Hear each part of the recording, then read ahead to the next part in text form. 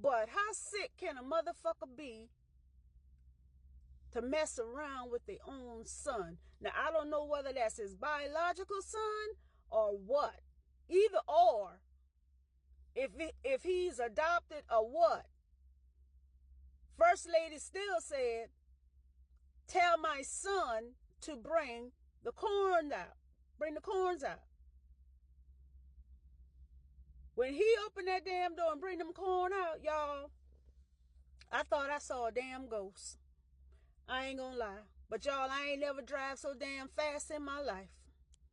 So we hear stories like this, you know, not infrequently. We see scandals involving the church, and we usually look at those because they make the media. Those are like the Catholic scandals, right? The Catholic Church scandals. But we all grew up hearing things about, rumors about pastors in our local level, and as we became older, you started more and more of those stories came out. So this is not something that's unfamiliar to the Black community, but it always hits harder because the church is supposed to be like a moral compass for the people.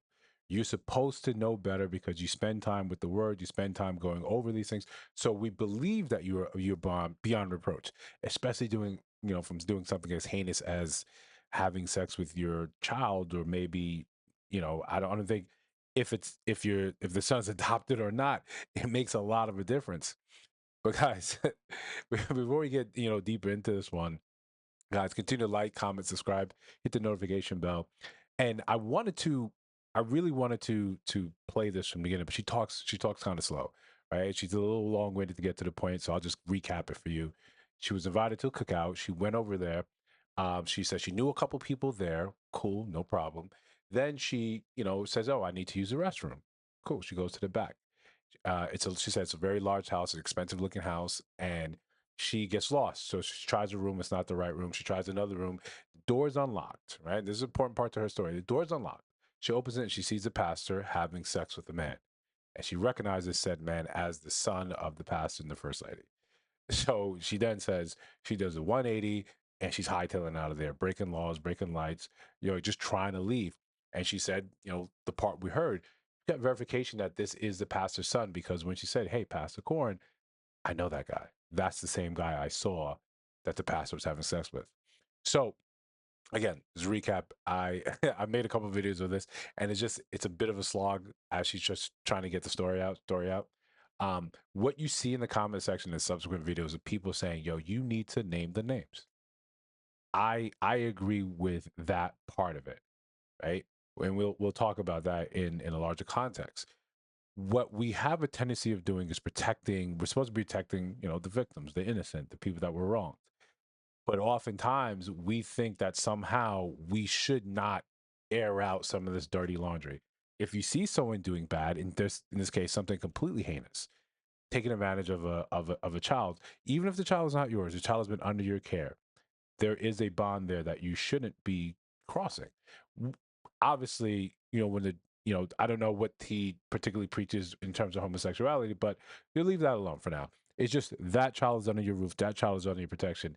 You should not be engaging with this in a child, full stop. The fact that it's the pastor and then subsequently the first lady tries to cover it up, this is sort of the crux of the issue. We need to be more cognizant and more aware of just calling out bad behavior when we see it. It shouldn't detract from how you feel and what your relationship with God or what your belief is. But calling out perpetrators of bad behavior should be something that we look at as in it improves the quality of the community. For too long we leave this alone. We turn a blind eye to it, especially in our community. Like the whole, leave. We're going to talk about not snitching, but because it subsequently, everyone is snitching. Everyone is snitching, but you don't do anyone any type of you don't offer them any type of protection by not saying anything, by coming on here and just kind of dancing around the story, or not naming the names of the people that were involved with this.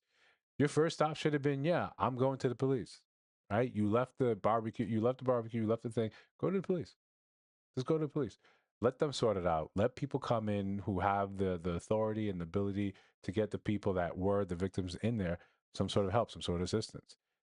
rather than us thinking, I'm gonna get on the social media and sort of tell the story, stuff like this gains so much traction, so much popularity. I think this video is already like at 2.5 million views, just because we hear some of this and we like to hear that confirmation.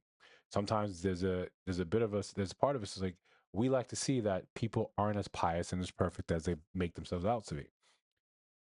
Lastly, I think this is what one of the reasons why whenever we look at the church at, over time, and you see less and less men in the church, this is one of the reasons. Outside of the, it feels as if the church is preaching to women, or it's preaching to men and telling them to sort of fall in line and do the things that they believe they should do. And if we can be honest for a second, we can set the word and religion aside. Sometimes these churches and these messages mirror society. They take the flavor of the day, the ideal of the day, and they put that inside the message. So there's a clip, and if I can find it, I'll make another video of it, where you have a pastor. He was talking about how men need to date single mothers.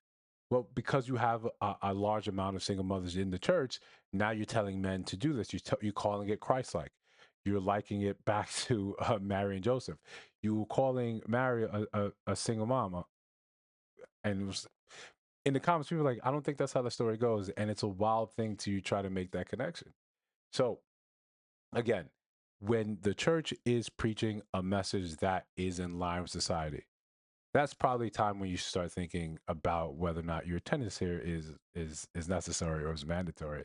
And it's one of the reasons, yeah, men have stopped sort of going. Then when you, if you talk about just about like the prosperity sort of gospel, when people are talking about you tithing, you giving, and then therefore you'll be replenished. But I think one of the first time I've went to this mega church when I was younger, I remember walking in and seeing, first of all, on the outside, we saw, this is the first time I saw so many expensive cars in one sort of place. And it was curious, as, there was an entire family of us went in one car together, like, shoulder to shoulder. So you see all this, and then on your way in, this is the first time I see an ATM inside of a church. We sit in the pews and I see, take out the little cards. You're a nosy little kid. And I see on the donation, there's so many different ways to separate you from your money. Right. And I remember looking at my father and saying, I'm never coming back here. Right. Like this wasn't our normal church, but I remember saying, I'm never coming back here. Just because to me, it seemed like, what part of the game is this? So that's there. And there's, again, a multitude of reasons why men have stopped sort of going to church. But when we see scandals like this, and we see that there's a propensity for the church to cover it up, for us to return to the status quo, I think men, we have trouble seeing this and saying, "Oh, it's okay. Oh, it's okay." Especially men of a certain demographic, a certain age demographic, have trouble seeing like this is okay. They like to say, "No, I can't be part of this." In this case, I wish she would have started off with naming the exact perpetrators in this, and especially the people like the first lady of church covering it up. You only end up hurting the victims, right? Because you think, all right, maybe this is an eternal thing, but you never know, and you see this often when someone speaks out about being victimized, being hurt, especially sexually. You get a lot of other people that say, "Yeah, me too. That happened to me as well." That's the only time you really see justice sort of start turning its wheel. We need to be able to say, to sometimes you have to be the first one, especially if you just sort of witness it. Go out and name the names. If you guys think I'm off base, let me know. Right? If you want to keep this quiet, let me know.